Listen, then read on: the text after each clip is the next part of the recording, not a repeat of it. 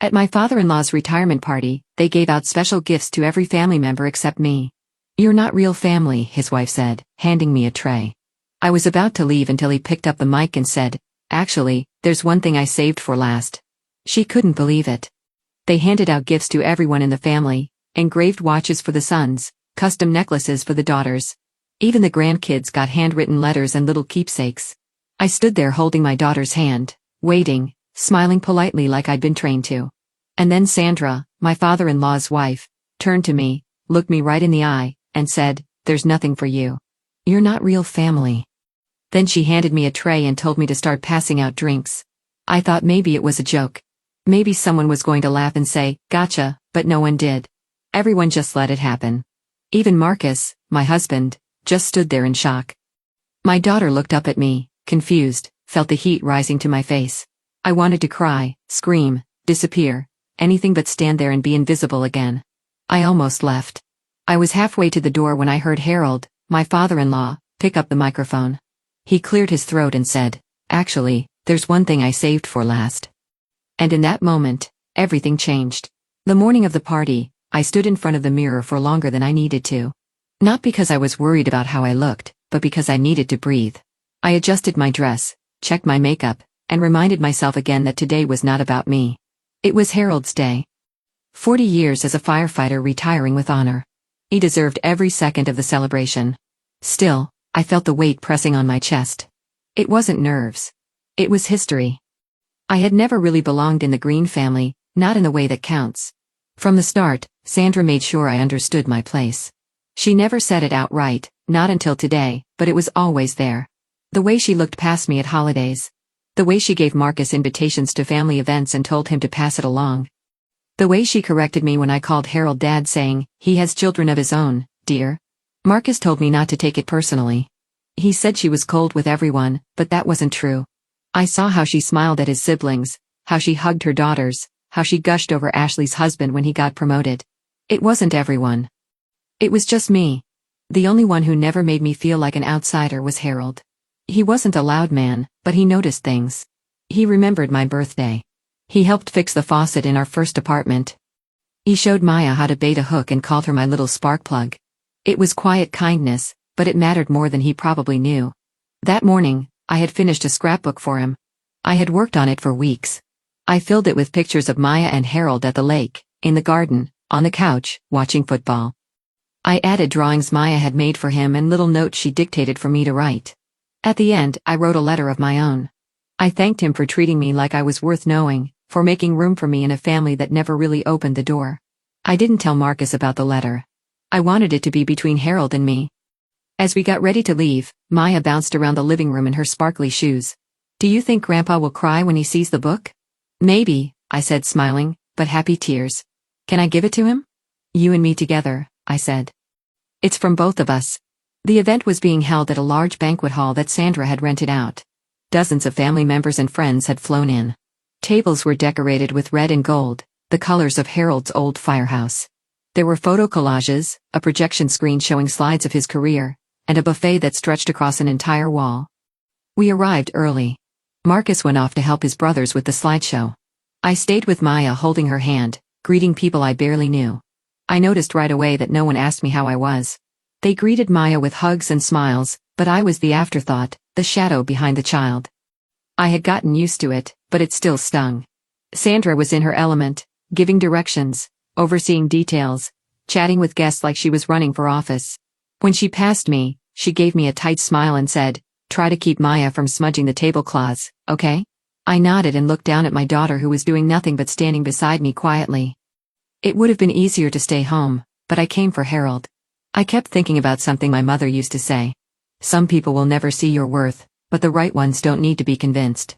My mother passed away before she got to meet Marcus or Maya, but I think she would have liked Harold. He reminded me of her in that way. He didn't talk much about love, but you could feel it when he was in the room. As the hall began to fill and the celebration kicked off, I held Maya's hand tighter. I looked around at all the people who seemed to fit so easily in this world. And I wondered if today would be any different. I told myself it didn't matter, but part of me still hoped. The speeches started after lunch. Harold's best friend from the firehouse told stories that had people laughing and wiping their eyes. His captain shared a heartfelt tribute about Harold pulling a child out of a burning building 25 years ago and how he never talked about it like he was a hero. Then Marcus stepped up to say a few words, and for a moment, I forgot about everything else. He spoke with pride. And even though he didn't mention me by name, I felt a flicker of connection when he said, "Dad taught me that the strongest men are the quiet ones, the ones who show up without needing credit." The audience applauded. Sandra clapped extra hard as if the moment belonged to her. Then the music softened and a long table was wheeled out to the front of the room. On it were dozens of carefully wrapped packages labeled with names written in gold ink. Sandra stepped up to the microphone, her smile stretched wide, proud and polished. "We wanted to do something special," she said, "to honor the people who stood beside Harold during all these years. Because behind every strong man is a strong family. And today, we celebrate all of you." A few people in the audience stood to clap. I stayed seated, holding Maya close. I watched Sandra begin to call names.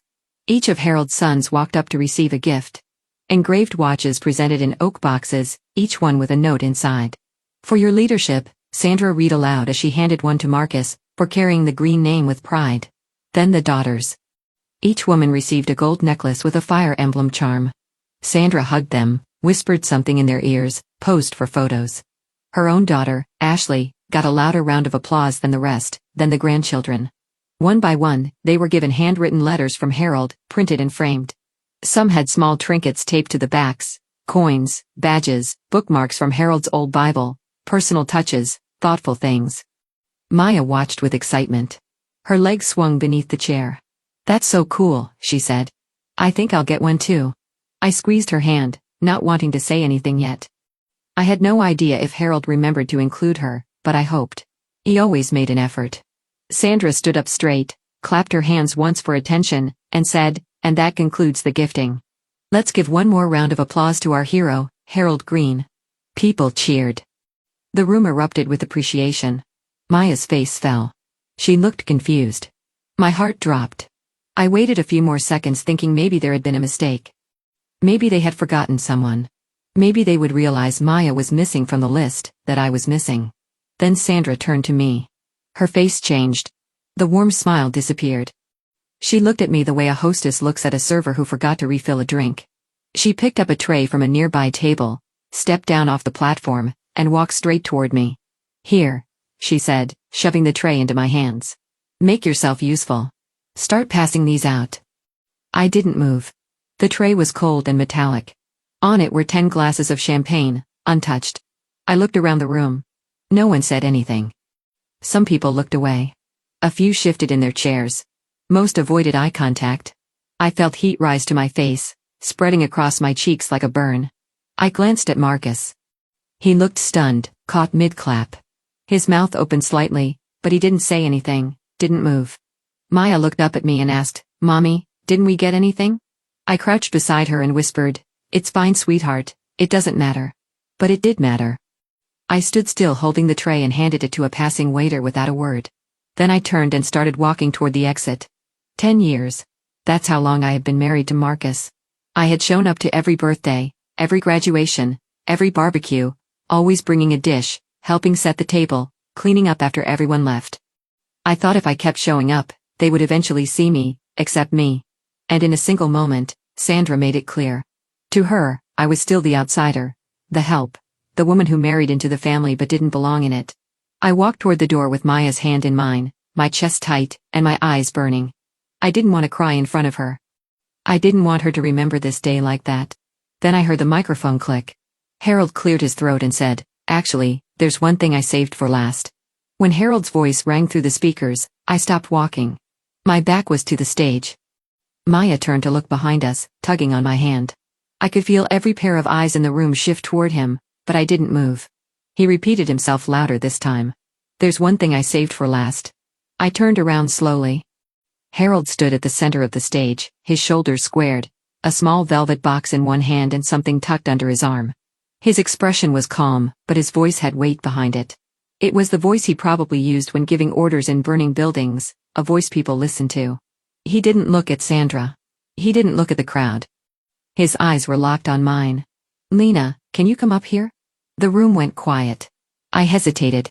Maya squeezed my hand again and whispered, "It's okay, Mommy. I'll go with you." We walked together to the front. Every step felt like walking across thin glass. I could hear the sound of silverware stopping mid-tap, heels shifting on the floor. I avoided Sandra's face, but I felt the heat of her stare burning through me. When we reached the edge of the stage, Harold bent down to Maya's level. His entire expression softened. "Hi there, Sparkplug," he said. "Would you stand with me while I talk to the grown-ups?" Maya smiled shyly and nodded. Harold stood and faced the room. "I've spent my life around people who believe that loyalty and love are proven through action, not blood," he began. "So I wanted to take a moment to talk about someone who has shown me that kind of love every single day for the last 10 years. I felt my throat tighten. My palms were damp. I hadn't expected any of this. Harold continued, "When Marcus brought Lena home, I'll admit, I wasn't sure what to think. She was quiet, a little too polite. But I watched her. I watched how she loved my son, how she raised their daughter, how she showed up for everything without needing a spotlight or a thank you." He reached under his arm and pulled out the scrapbook. My scrapbook, the one I had given Marcus to pass along earlier just before I tried to leave. "She gave me this today," Harold said. "It's filled with moments I forgot about, moments that mattered. There are drawings in here from Maya, photos of fishing trips, letters that reminded me of things I didn't know she noticed. This book is the most personal gift I've ever received. It came from someone who didn't owe me anything, but gave me everything." He turned to me. "I want everyone here to understand something. Family isn't defined by shared DNA. It's defined by loyalty, presence, and love. And this woman has shown me all three, more than most of the people in this room." He opened the velvet box. Inside was a ring, a delicate gold band with a small emerald in the center. I didn't recognize it, but it looked old, carefully kept. "This belonged to my mother," Harold said. "She wore it until the day she passed. She asked me to give it to the person I believed would carry on her spirit, someone who sees people. Someone who heals instead of judges. I kept it for years, and today I know exactly who it belongs to." He held it out toward me. "Lena, you're my family. Not by marriage, not by obligation, by choice, and no one in this room gets to tell you otherwise." The room was dead silent. My hands trembled as I reached out to take the ring. I looked up at Harold, unable to speak. The lump in my throat was too thick. I nodded. Maya leaned against my leg, holding the scrapbook like it was a trophy. Behind me, I could feel the mood in the room shifting. Some people looked shocked. Some looked awkward. A few smiled and clapped softly. I didn't look for Sandra. I didn't care what her face said anymore. In that moment, the weight I had carried for so long cracked. The feeling of not belonging, of shrinking myself to fit in, started to lift. It didn't vanish. It didn't disappear, but it started to break. And Harold made sure everyone knew the truth. I wasn't just part of this family. I was the heart of it. I stood beside Harold on that stage, the small gold ring cradled in my palm. The weight of it felt heavier than it looked. It wasn't just a piece of jewelry. It was a declaration, a correction of every moment I had been treated like I didn't matter. It was the answer to every silent prayer I had whispered while forcing a smile at dinner tables where I didn't belong. The applause started slowly, a few hands clapping tentatively, then more joined in. It wasn't thunderous. It wasn't a standing ovation, but it was enough. Enough to make me feel like I wasn't invisible anymore. Enough to make my daughter beam as she looked up at me. Harold leaned over and said quietly, "That ring is yours now. Don't let anyone make you feel like you have to earn it." I nodded, still too overwhelmed to speak. I slipped it onto my finger. It fit perfectly, like it had been waiting for me all along. Sandra finally stood up from her chair. Her expression was unreadable. Part disbelief, part offense, part something else she couldn't quite mask. She took a step forward and opened her mouth as if to say something, but Harold held up his hand before she could speak. "We're not doing this today," he said clearly, his voice carrying across the room. "This is a celebration, not a contest. If anyone in this family has a problem with what I just said, they're welcome to leave." No one moved. Sandra hesitated for a moment, then slowly sat back down, her jaw tight and her eyes fixed on the floor. For the first time in 10 years, she was the one being quiet. Marcus stood up next. He crossed the room and came onto the stage. His eyes were on me, full of something between guilt and pride. "I should have said something earlier," he said, his voice low but steady. "You didn't deserve that. You never have. I'm sorry." I didn't respond right away, not because I was angry, but because I was trying to hold on to the moment Harold had given me. I wasn't going to let anything cloud that. "You don't need to apologize," I said finally. "Just start noticing when it matters." He nodded. It wasn't perfect, but it was something. Maya reached for the microphone. Harold smiled and knelt down to help her hold it. My mommy made the book, she said proudly. She said love is what makes a family, and Grandpa said it too. So now we're the same. Laughter broke through the tension. A few people clapped again, this time with more warmth. Harold kissed Maya on the head and took the mic back. I think that's a perfect way to end the speeches, he said. People returned to their seats. The music started up again. A few guests came over to hug me, offer kind words, say they had never realized how much I did behind the scenes. One of Marcus's brothers even apologized for never speaking up before. Sandra kept her distance. She spoke to a few guests, but didn't come near me again. I didn't need her to. For the rest of the afternoon, I stayed close to Maya and Harold. We took pictures. We danced. We laughed. I watched Harold flip through the scrapbook 3 more times before the evening ended. He ran his fingers over the drawings like they were glass, handled each page with care. Before we left, he pulled me aside. You've been part of this family for years, Lena. But today, I made sure no one could question it again. Thank you, I said, my voice soft. He smiled. You didn't need my approval. You already earned your place. I just wanted everyone else to know it. As we walked out of the hall and into the warm evening air, I looked down at the ring on my finger. It wasn't about wealth or status. It was a symbol that someone had finally seen me for who I truly was. Not a guest, not an outsider, but someone worth standing up for. And for the first time in 10 years, I didn't feel like I had to shrink myself to be accepted. I stood tall. I was home. Later that night after we got home, I tucked Maya into bed. She was still glowing from the party, retelling everything to her stuffed animals as if it were the best day of her life. To her, it was. She didn't carry the weight I had carried. She didn't feel the rejection. She just saw her mom standing on a stage with her grandpa, being loved out loud. Once she was asleep, I sat on the edge of my bed and looked at the ring on my finger. I turned it slowly between my thumb and forefinger, remembering the way Harold had handed it to me, the steadiness in his voice, the way he had looked at me like he had been waiting to say those words for a long time. I didn't cry. I thought I might, but instead, I felt a stillness, a calm I hadn't known I needed. For years, I had tried to earn a seat at a table that was never set for me. I had smiled through cold silences, offered help when no one asked, showed up even when I was left off the guest list. I believed that if I gave enough, someone would eventually give something back. But what I learned that day was something different. I learned that you can't force belonging. You can't twist yourself into a shape that makes other people comfortable and expect it to feel like home. Belonging comes when someone sees you and welcomes you as you are. No conditions. No tests. No apologies. Harold saw me, not as Marcus's wife, not as the mother of his granddaughter, but as a person. A woman who had given her heart to a family that hadn't always earned it. A woman who kept showing up, not for approval, but because it was the right thing to do. He didn't just give me a ring. He gave me my place back. He gave me my name in a room where I had always been referred to as her or Marcus's wife. He called me Lena in front of everyone, and he made sure they listened. In the days after the party, things shifted. Marcus started speaking up more. At dinner with his family, he made space for me in conversations instead of letting them talk around me. He stopped brushing off the small cuts I used to carry home, like splinters in my chest. I didn't need him to fight my battles, but I needed to know he saw them, that he finally understood they were real. Sandra didn't reach out, and honestly, I didn't expect her to. I wasn't waiting for an apology. I had spent too long hoping for kindness from someone who saw my existence as a threat, but her silence no longer felt like a wound. It felt like distance, and distance, I could live with. Maya started wearing one of the necklaces from the party that another cousin had given her as a spare. She wore it with pride. Because we're all family now, she said. I didn't correct her. She was right in the way that mattered. The scrapbook we made sits on Harold's mantle now. He told me he flips through it every Sunday morning. He said it reminds him that quiet love is sometimes the loudest, the kind that doesn't need announcements or decorations, just pages filled with proof that you were there, loving people the way they should be loved. I don't know what the future holds with the rest of the family. Some of them may still see me the way Sandra does. Some might never change. But I don't carry their opinions like armor anymore.